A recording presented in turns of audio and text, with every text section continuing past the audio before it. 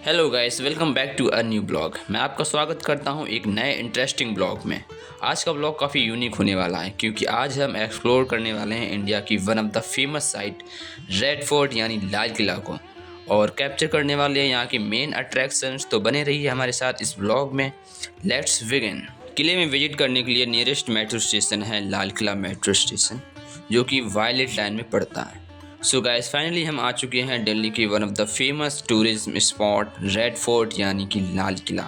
और ये जो आप सामने देख रहे हैं ये है यहाँ का फेमस स्पॉट। यहाँ पर विजिटर्स आते हैं अपने फ्रेंड्स के साथ, फैमिली के साथ, और फ़ोटो क्लिक करवाते हैं और अपने घर ये मेमोरी संजो कर ले जाते हैं। तो बने रहिए हमारे साथ इस ब्लॉग में और हम आपको कराते हैं इस किले का फुल गाइडेड टूर। यहाँ से हम लेंगे टिकट। अगर आप म्यूज़ियम के साथ टिकट लेते हैं तो आपको 80 रुपये पर पर्सन टिकट पड़ेगा। उसके साथ आपको म्यूज़ियम्स देखने को मिलेंगे। अगर आप 50 रुपये का टिकट लेते हैं तो विदाउट म्यूज़ियम। अब हम चलते हैं इस गेट से अंदर और आपको दिखाते हैं इस किले के अद्भुत दृश्य, जहां आपको देखने को मिलेंगे दीवानी आम, दीवानी खास, खास महल और रंग महल जैसे भव्य दृश्य, उस समय की वास्तुकला का जीता जागता प्रमाण। सामने जो आप देख रहे हैं यह है किले का मेन दरवाज़ा, जिसका नाम लाहौरी दरवाज़ा है।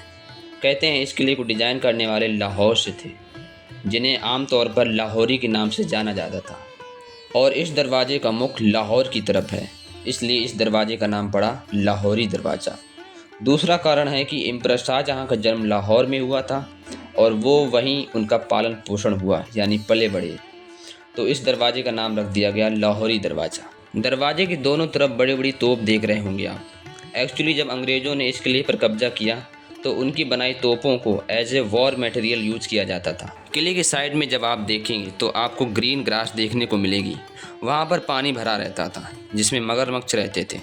उनका एम्परर के द्वारा फर्स्ट बैरियर के तौर पर यूज किया जाता था ताकि किले में कोई दाखिल ना हो सके। अगर आप ध्यान से देखेंगे तो एंट्रेंस में कई बदलाव किए गए हैं।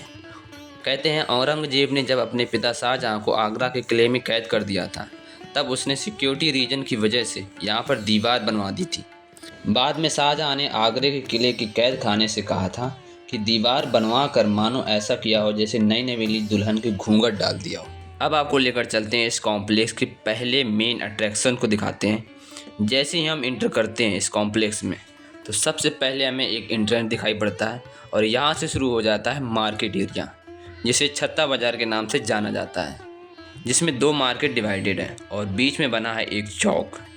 इस मार्केट में आपको डिफरेंट वैरायटीज़ के आर्टिकल्स मिल जाएंगे, जैसे कि jewelleries, clothing, accessories and decorative items and etcetera. Mostly इस मार्केट में हैंड क्राफ्टेड आइटम्स ज़्यादा देखने को मिलेंगे और यहाँ पर गर्ल्स के लिए बहुत सारे डिफरेंट आर्टिकल्स मिल जाएंगे, जैसे ज्वेलरीज, हैंड बैग्स, स्कार्फ। बस थोड़े से कॉस्टली हैं लेकिन आप एज ए मेमोरी यहाँ से ख़रीद के ले जा सकते हैं। कहते हैं इम्प्रेस शाहजहाँ ने रॉयल लेडीज़ के लिए इस मार्केट का निर्माण कराया था ताकि उनको मार्केट करने में किसी प्रकार की परेशानी ना हो। यह मार्केट किले के मेन एंट्रेंस में बनी हुई है। इसमें 2 फ्लोर हैं, सेकंड फ्लोर अब बंद है, एक ही फ्लोर में मार्केट है। और कहते हैं यह पहली उन दिनों मार्केट बनी जिसमें छत थी, बाकी मार्केट ओपन बना कर दी थी, तो इसका नाम पड़ गया छत्ता बाज़ार। और अब हम आ चुके हैं मार्केट के बीचों बीच। ये है दोनों मार्केट के बीच में बना हुआ एक चौक। ये ओपन बना हुआ है ताकि सनलाइट और हवा दोनों मार्केट में आ सके, ताकि सफोकेशन ना हो। मार्केट को काफ़ी भव्य तरीके से बनाया गया है। अगर आप सामने देखेंगे ऊपरी छत की तरफ तो बहुत ही डिज़ाइन तरीके से इस मार्केट का निर्माण कराया गया है। आप इमेजिन करिए जब उस समय यहाँ पर मार्केट लगती होगी तो क्या भव्य नज़ारा होता होगा, देखने लायक। और उसी समय इस मार्केट से होकर जब एम्परर शाहजहाँ गुजरते होंगे तब काफ़ी पूरा काफिला जब गुजरता होगा तो बहुत देखने लायक होता होगा, क्योंकि यहीं से लाहौरी गेट की एंट्री है और जब यहाँ से एंटर करते होंगे किले की तरफ तो बहुत ही भव्य तरीके से एंटर करते होंगे, बहुत ही देखने लायक होता होगा। उस समय जब किले का निर्माण हुआ करता था तो जो उसमें वो मटेरियल का प्रयोग करते थे वो काफ़ी मजबूत हुआ करता था, क्योंकि इस किले को बने हुए 400 साल हो चुके हैं लेकिन अभी भी इतना यूनिक और इतना आकर्षक दिखाई पड़ता है। आप जितने भी किले देखेंगे पुराने बने हुए उसमें 2 तरह के पत्थर का ज़्यादा प्रयोग हुआ करता था, एक लाल बलुआ पत्थर और सफ़ेद संगमरमर। ये उस समय रॉयल माने जाते थे। जब अंग्रेज़ों ने किले पर कब्जा किया तब उन्होंने इसका निर्माण कराया और इसे एज ए आर्मी कैंप की तरह यूज़ किया। अब यहाँ पर एक प्राइवेट रेस्टोरेंट और म्यूज़ियम है। ये जो आप सामने लाल बिल्डिंग देख रहे हैं, यहाँ से छत्ता बाज़ार ख़त्म होता है और यहाँ पर कुछ शुरू होता है पार्क एरिया। और सामने जो आप देख रहे हैं ये है नौबत खाना यानी कि नक्कार खाना। यहाँ पर जब राजा आया करते थे तब यहाँ पर ड्रम बजा करते थे। ये जो आप सामने स्ट्रक्चर देख रहे हैं ये है नौबत खाना यानी नक्कार खाना, जहाँ पर बड़े बड़े ढोल नगाड़े शहनाई बजा करती थी जब एम्परर शाहजहाँ की किले में एंट्री हुआ करती थी या फिर वो कहीं के लिए रवाना हुआ करते थे। तब सबको सावधान कर दिया जाता था कि एम्परर शाहजहाँ आ रहे हैं। नक्कार खाने में कुल 3 फ्लोर बने हुए हैं। इसे बनाने के लिए रेड सैंडस्टोन यानी कि लाल बलुआ पत्थर का उपयोग हुआ है। इसमें आप देखेंगे कि विभिन्न विभिन्न प्रकार की कलाकृतियाँ को दर्शाया गया है। यह मुग़ल शैली को दर्शाता है जिसमें भिन्न प्रकार के फूल पत्तियाँ ऐसी कलाकृतियों से सुसज्जित किया गया है। आप आज भी देखेंगे तो इसमें वही चमक वही रौनक दिखाई पड़ती है, जबकि इसे बने हुए 400 साल हो चुके हैं। उस समय की अद्भुत कलाकृति आज लोगों को बहुत लुभाती है। तो सोचिए जब उस समय इसका निर्माण हुआ होगा तब ये कितना भव्य और कितना आकर्षक दिखाई पड़ता होगा, जब आज इतना सुंदर दिखाई देता है। नौबत खाना यानी कि नक्कार खाना के सामने बना हुआ है राजा का दरबार, जिसे दीवाने आम के नाम से जाना जाता है, जहाँ पर बैठकर शहंशाह शाहजहाँ आम जनता की फरियाद सुना करते थे। अब हम आपको लेकर चलते हैं दीवाने आम, जहाँ पर एम्परर शाहजहाँ का दरबार लगता था और यहीं से सफ़ेद संगमरमर के सिंहासन पर बैठकर वो आम जनता की फरियाद सुना करते थे। और यहाँ से ठीक सामने नौबत खाना यानी कि नक्कार खाना दिखाई पड़ता है, जो कि दरबार के ठीक सामने बना हुआ है। शाहजहाँ के इस दीवाने आम को रेड सैंडस्टोन यानी कि लाल बलुआ पत्थर से बनाया गया है, जो कि राजस्थान में पाया जाता है। यहाँ से करीब 400 किलोमीटर की दूरी पर राजस्थान पड़ता है। कहते हैं उन दिनों जब भी कोई भारी सामान एक जगह से दूसरी जगह पहुँचाना होता था तो घोड़ों और हाथियों का प्रयोग किया जाता था। जैसे कि आप देख रहे हैं बाहरी स्ट्रक्चर को संभालने के लिए 2 पिलर्स का डिज़ाइन दिया गया है और अंदर जो पिलर्स का निर्माण किया गया है वो सिंगल पिलर्स का निर्माण किया गया है। और जो आप सामने देख रहे हैं ये है नौबत खाना यानी कि नक्कार खाना। एम्परर शाहजहाँ को जो सिंहासन बना हुआ है वो ठीक बीचों बीच बना हुआ है। जैसे कि आप देख रहे हैं वो सामने जो रिफ्लेक्शन हो रहा है वो नौबत खाने का रिफ्लेक्शन हो रहा है। नौबत खाना जस्ट सामने बना हुआ है। सिंहासन को बनाने के लिए वाइट मार्बल का प्रयोग हुआ है, जो कि उस समय बहुत रॉयल माना जाता था। और इसमें सजावट के लिए विदेशों से मंगाए गए विभिन्न प्रकार के कीमती पत्थरों का प्रयोग हुआ है। अगर हम बात करें इस सिंहासन में जो सजावट की गई है उसमें फूल पत्तियाँ और विभिन्न विभिन्न आकृतियों को पत्थरों से तराश के बनाया गया है। जैसे कि आपने देखा होगा ताजमहल में यही सेम आकृतियों को डिज़ाइन किया गया है, क्योंकि दोनों स्ट्रक्चर का निर्माण कराने वाले एम्परर शाहजहाँ थे और सेम आर्किटेक्चर भी थे जिनका नाम लाहौरी था। ये जो आप चारों तरफ हरियाली देख रहे हैं, बड़े बड़े पेड़ देख रहे हैं, पौधे देख रहे हैं, तो इन दिनों जब राजा महाराजा किसी भी किले का निर्माण कराते थे या इमारतों का निर्माण कराते थे तो गार्डन्स का विशेष ध्यान दिया करते थे। और अब हम आ चुके हैं मुमताज़ महल के सामने। ये जो आप देख रहे हैं ये है मुमताज़ महल। उस समय के राजा महाराजाओं के राज्य में रॉयल लोगों के लिए अलग अलग महल हुआ करते थे। एम्परर शाहजहाँ ने अपनी रानी मुमताज़ महल के लिए अलग से महल का निर्माण कराया था। यह महल भी उस समय की वास्तुकला का प्रतीक था। इस किले का निर्माण वेल प्लान डिज़ाइन करके बनाया गया है। जैसे कि आप देख रहे हैं हर बिल्डिंग्स के आसपास गार्डन्स का निर्माण किया गया है और उसके साथ साथ नहर का भी इंतज़ाम किया गया है। वो जो आप सामने देख रहे हैं वह है दीवाने आम का बैक साइड, और यहाँ पर हुआ करता था फाउंटेन और ये एरिया पूरा पानी से भरा रहता था। नहर निरंतर बहती रहती थी। अब यहाँ पर पानी नहीं है, सब बंद हो गया है। और आप सामने देख रहे हैं वह है रंग महल। जितने भी आप सामने महल देख रहे हैं इनमें बीचों बीच बने हुए हैं नहर और फाउंटेन्स, ताकि वहाँ का माहौल ठंडा बना रहे। और सामने आप देख रहे हैं मोती मस्जिद है और ये पूरा एरिया पानी से कवर्ड रहता था। सामने जो आप देख रहे हैं ये है रंग महल और वहाँ से सीधा यहाँ पर ऐसे बहते हुए पानी आया करता था और ये छोटे छोटे फाउंटेन्स जो हैं वो चला करते थे और ये पूरा एरिया पानी से कवर्ड रहता था। और ये आप सामने देख रहे हैं ये बड़ा फाउंटेन, यहाँ पर बहुत ही अद्भुत दृश्य हुआ करता था। यहाँ पूरा एरिया कवर्ड रहता था पानी से। और ये आप देख रहे हैं छोटे छोटे फाउंटेन्स लगे हुए, ये सभी चला करते थे। किले को एक्सप्लोर करते करते हम आ चुके हैं रंग महल और आपको दिखा रहे हैं पास से रंग महल का व्यू। इस महल में शाहजहाँ की रॉयल फैमिली रहा करती थी। और आपको एक ख़ास बात बताते हैं, जितने भी यहाँ पर महल बने हुए हैं, रंग महल, खास महल, ये सभी यमुना नदी के किनारे बने हुए हैं, ताकि वहाँ से जो गर्मी के समय हवा आए ठंडी हवा है, ताकि जो रूम टेम्परेचर है वो मेंटेन बना रहे, क्योंकि उस समय एसी कूलर्स नहीं हुआ करते थे, तो इन चीज़ों का विशेष ध्यान रखा जाता था।